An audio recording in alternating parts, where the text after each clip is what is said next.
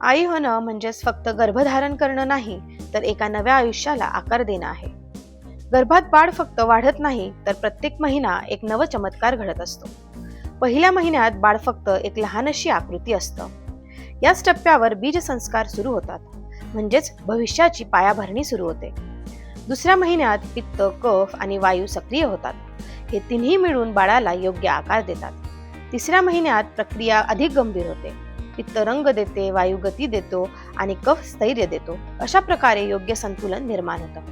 चौथा महिना अत्यंत विशेष मानला जातो. या काळात चेतनेचा प्रवेश होतो. हृदय आधीपासूनच अस्तित्वात असतं, पण आता यात जीवनाची जाणीव निर्माण होते. पाचव्या महिन्यात बाळाला वर्ण निश्चित होतो.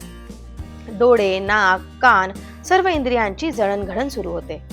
याच टप्प्यापासून गर्भसंस्कारांना विशेष महत्त्व प्राप्त होतं. सहावा महिना बुद्धीचा महिना मानला जातो. दृष्टीची बुद्धी, श्रवणाची बुद्धी, आकलन शक्ती याच काळात विकसित होते. सातव्या महिन्यात गर्भजलाचे प्रमाण वाढते, ज्यामुळे बाळ सुरक्षित राहते आणि सहज हालचाल करू शकते.